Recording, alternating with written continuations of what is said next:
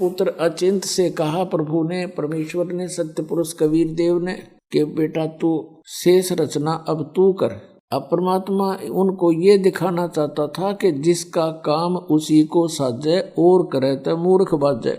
अचिंत बड़ा तैयार होया कि जी ठीक है, प्रभुता की भूख बनी थोड़ी सी। तो उसी समय उसने अपने वचन शक्ति से एक पुरुष उत्पन्न किया, उसका नाम अक्षर पुरुष रखा। और अक्षर पुरुष से कहा अचिंत ने कि तू मेरा सहयोग दे सृष्टि रचना में। अक्षर पुरुष जाकर के वहां बने मान सरोवर में, एक अलग से मान सरोवर बना हुआ है, वो भी परमात्मा ने अपने वचन से रचा। उस मान सरोवर के अंदर जाकर के स्नान करने लगा, फिर उसके अंदर गोते लगाने लगा, उसमें निंद्रा आगी सो गया।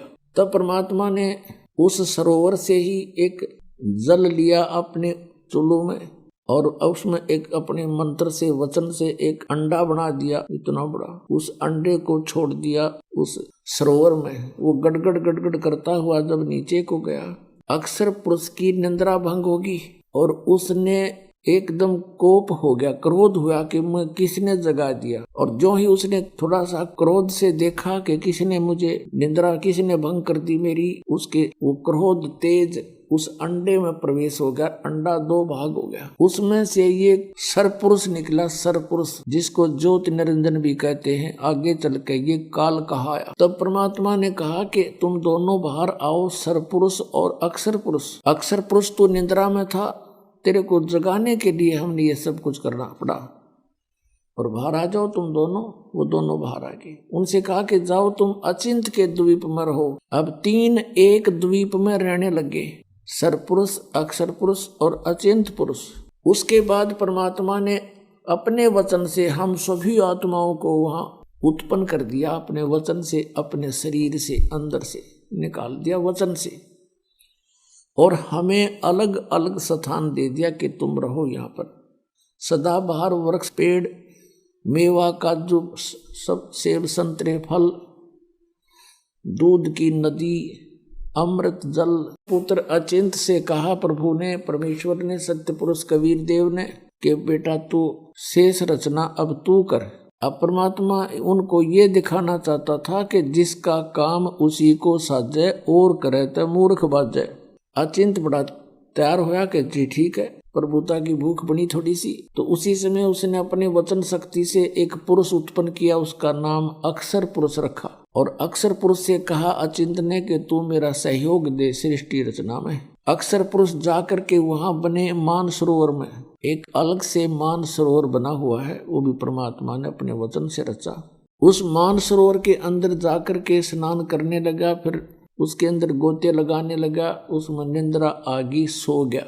तब परमात्मा ने उस सरोवर से ही एक जल लिया अपने चुल्लू में, और उसमें एक अपने मंत्र से वचन से एक अंडा बना दिया इतना बड़ा। उस अंडे को छोड़ दिया उस सरोवर में। वो गड़गड़ गड़गड़ करता हुआ जब नीचे को गया, अक्षर पुरुष की निंद्रा भंग होगी और उसने एकदम कोप हो गया, क्रोध हुआ कि मैं किसने जगा दिया। और जो ही उसने थोड़ा सा क्रोध से देखा कि किसने मुझे निंद्रा, किसने भंग कर दी मेरी, उसके वो क्रोध तेज उस अंडे में प्रवेश हो गया। अंडा दो भाग हो गया, उसमें से ये सरपुरुष निकला, सरपुरुष जिसको ज्योति निरंजन भी कहते हैं। आगे चल के ये काल कहाया। तब परमात्मा ने कहा कि तुम दोनों बाहर आओ, सरपुरुष और अक्षर पुरुष। अक्षर पुरुष तो निंद्रा में था, तेरे को जगाने के लिए हमने ये सब कुछ करना पड़ा, और बाहर आ जाओ तुम दोनों। वो दोनों बाहर आ गए। उनसे कहा कि जाओ तुम अचिंत के द्वीप में रहो। अब तीन एक द्वीप में रहने लगे,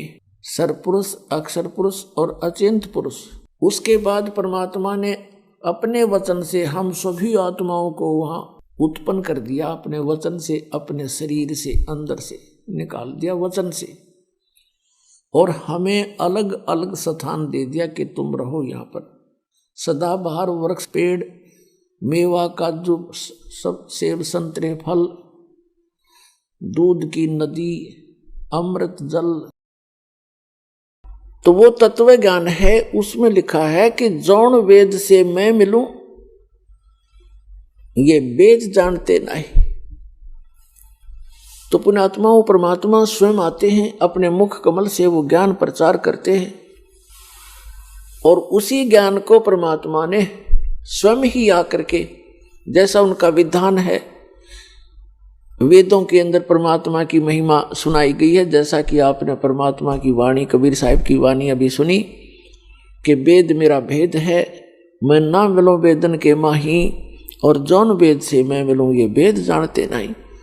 ऋग्वेद मंडल नंबर 9 सूक्त 86 मंत्र नंबर 26 और 27 में, ऋग्वेद मंडल नंबर 9 सूक्त 82 मंत्र 1, 2, 3 में, ऋग्वेद मंडल नंबर 9 सूक्त 54 मंत्र 3 में, ऋग्वेद मंडल नंबर 9 सूक्त 20 मंत्र 1 में, ऋग्वेद मंडल नंबर 9 सूक्त 94 के मंत्र नंबर 1 में, ऋग्वेद मंडल नंबर 9 सूक्त 95 के मंत्र 1, 2 में, ऋग्वेद मंडल नंबर 9 सूक्त 96 यानी 96 के मंत्र 10 से लेकर 20 में उसका ये सारांश है कि वो पूर्ण परमात्मा, वो परम अक्षर ब्रह्म, सर्वोत्पादक परमात्मा, सबकी उत्पत्ति करने वाला, सबका पिता, ऊपर के लोक में रहता है, ऊपर, और सिंहासन पर राजा के समान विराजमान है। सिर पर मुकुट है, श्वेत छत्र है, ऊपर बहुत बड़े एक महल नुमा और गोल आकार के गुम्बज के अंदर सेंटर में भगवान का वो सिंहासन विराजमान है। और जब वो यहाँ आता है, क्योंकि यहाँ काल का लोक है और ये एक शैतान है, ये काल, इसने सबको मिसगाइड करना इसका उद्देश्य है, और सबको गलत साधना पर आधारित करना, सारी बुराइयां करवाना, इनके कर्म बिगड़वाना, इसका मूल कर्तव्य है। इसका जो है एक धर्म बना हुआ है। शराब, मांस, तंबाकू सेवन करना, चोरी, ठगी, जारी, रिश्वतखोरी करके अपने कर्म बिगड़वाना, ये इसका प्रमुख धर्म है। और उस परमात्मा का धर्म है कि इन बुराइयों से छुड़ाना, अपने बच्चों को अपराधों से बचाना और सच्चा ज्ञान बताना। उसके लिए वो स्वयं ही आते हैं। ये सच्चा ज्ञान किसी के पास नहीं जाने देता। अपने सत्य का ज्ञान और अपने जो संदेशवाहक काल के दूत भेजकर वो संत रूप में जनता को और भी अधिक मिसगाइड कर देते हैं। अपने पुत्र अचिंत से कहा प्रभु ने, परमेश्वर ने, सत्य पुरुष कबीर देव ने, कि बेटा तू शेष रचना अब तू कर। अब परमात्मा उनको ये दिखाना चाहता था कि जिसका काम उसी को साजे और करे तो मूर्ख बाजे। अचिंत बड़ा तैयार होया कि जी ठीक है, प्रभुता की भूख बनी थोड़ी सी। तो उसी समय उसने अपने वचन शक्ति से एक पुरुष उत्पन्न किया, उसका नाम अक्षर पुरुष रखा। और अक्षर पुरुष से कहा अचिंत ने कि तू मेरा सहयोग दे सृष्टि रचना में। अक्षर पुरुष जाकर के वहां बने मान सरोवर में, एक अलग से मान सरोवर बना हुआ है, वो भी परमात्मा ने अपने वचन से रचा। उस मान सरोवर के अंदर जाकर के स्नान करने लगा, फिर उसके अंदर गोते लगाने लगा, उसमें निंद्रा आगी, सो गया।